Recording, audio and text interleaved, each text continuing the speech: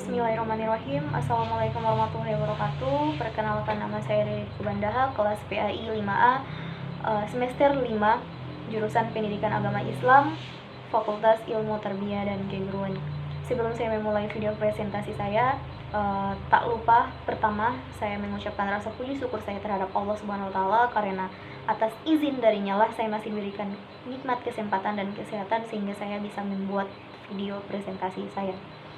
Tak lupa pula, salawat serta salam marilah sama-sama kita haturkan atas junjungan besar kita, Nabi Allah, Nabi Muhammad SAW, Nabi yang telah membawa kita dari alam kegelapan menuju alam yang terang benderang dalam arti kata minal zulumati ilan nur. Semoga rahmat maghfirah beliau dapat tercurahkan kepada keluarga, sahabat, tabi-tabiin, dan sampai kepada kita semua selaku umat pengikutnya. Baiklah, dalam video ini saya akan mempresentasikan hasil penelitian saya hasil proposal penelitian saya yang berjudul Pengaruh Metode Pembelajaran Home Visit Method pada Masa Pandemi terhadap Hasil Belajar Siswa di Sekolah MI DDI Sangkup. Langsung saja masuk pada tahap pertama, yaitu permasalahan. Di dalam permasalahan ini terbagi menjadi 2 poin, yaitu poin pertama ada harapan dan yang kedua faktanya. Harapan saya dalam penelitian ini adalah semoga peneliti-peneliti selanjutnya bisa mengembangkan kembali, dikembangkan lagi oleh peneliti-peneliti selanjutnya, karena mengingat penelitian ini masih banyak kekurangannya. Dan faktanya metode pembelajaran home visit ini sangat berguna bagi pembelajaran, terlebih lagi pada masa pandemi seperti saat ini.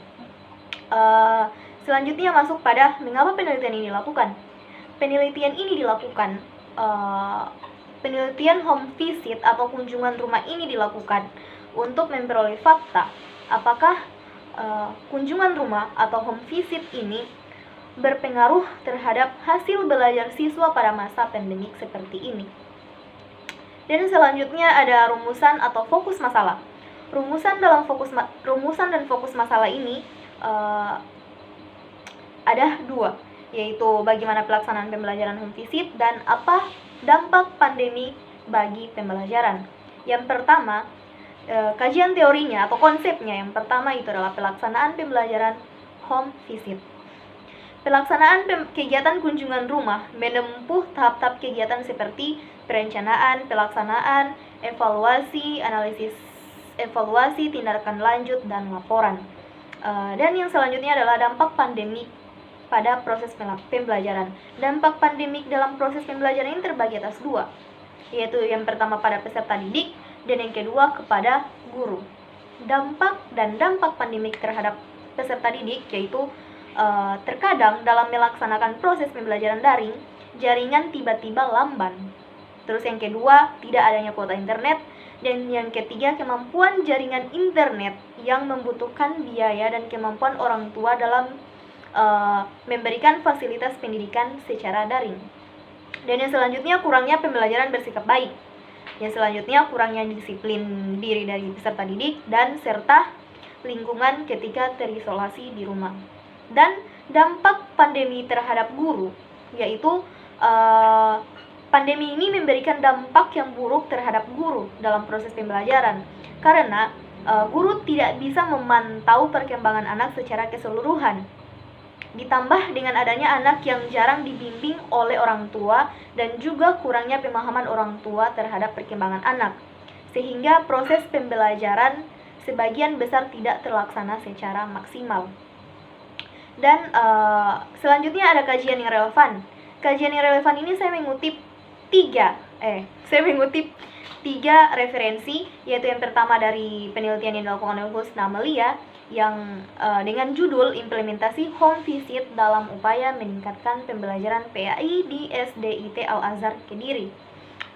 Dalam penelitian ini, pengimplementasian home visit di SDIT Al-Azhar Kediri berhasil meningkatkan pembelajaran PAI yang berupa keilmuan dalam aspek ibadah dan akhlak.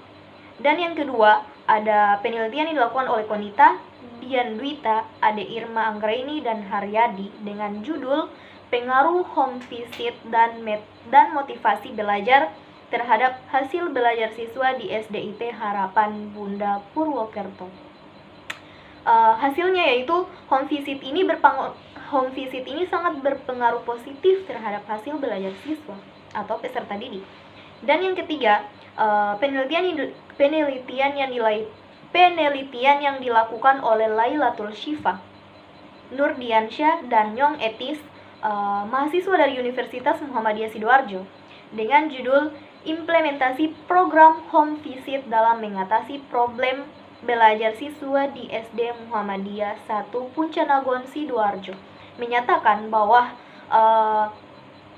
metode pembelajaran home visit ini berjalan dengan santai, namun tetap memperhatikan tujuan dan tetap menjalin hubungan baik antara guru, orang tua, dan peserta didik.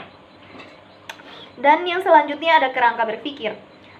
Kerangka berpikir di sini merupakan model konseptual tentang bagaimana teori berhubungan dengan berbagai faktor yang telah diidentifikasikan sebagai masalah penting. Kerangka berpikir yang baik akan menjelaskan secara teoritis pertautan antara variabel yang akan diteliti. Menurut Surya Sumantri, kerangka berpikir merupakan penjelasan sementara terhadap gejala-gejala yang menjadi objek permasalahan. Untuk melaksanakan proses home visit dibutuhkan guru, peserta didik, dan peran keluarga dan orang tua. Dan juga dalam pelaksanaan proses home visit, guru melakukan tahapan-tahapan, yaitu perencanaan, pelaksanaan, evaluasi, analisis evaluasi, tindak lanjut, dan laporan bersama-sama dengan peserta didik.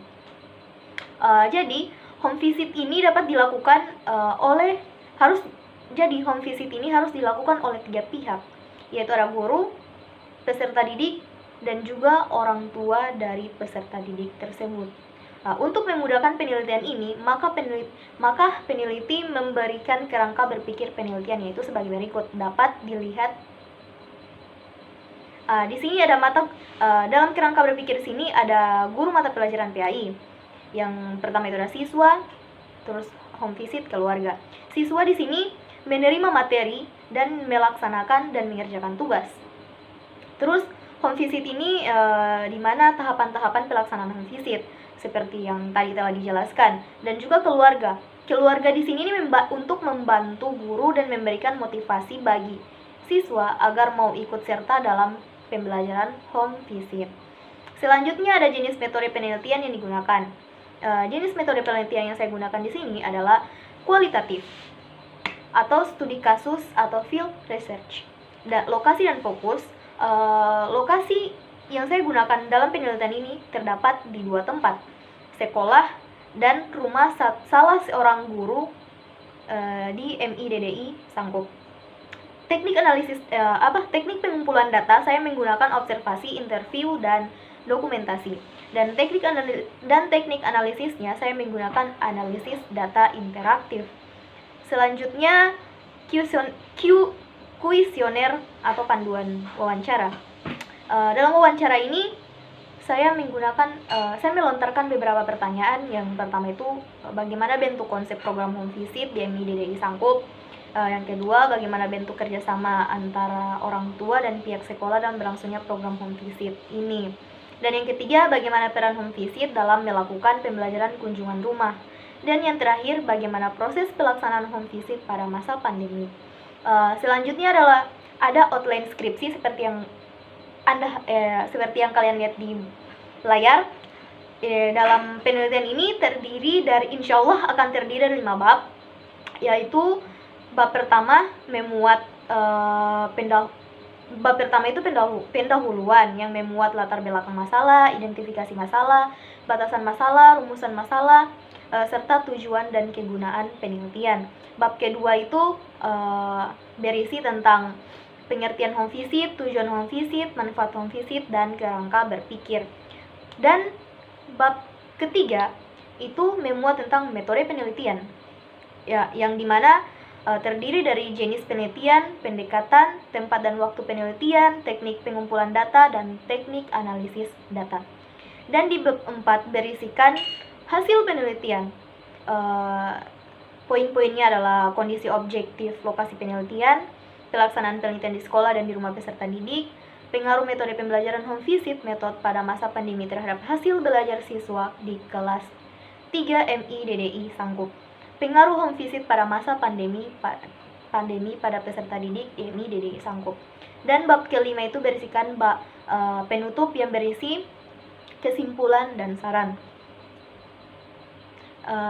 Dan daftar pustaka bisa dilihat sendiri di layar. Sekian, itulah video presentasi dari saya. Lebih dan kurangnya saya mohon maaf. Wallahu muwaffiq ila aqwamit thoriq. Wassalamualaikum warahmatullahi wabarakatuh.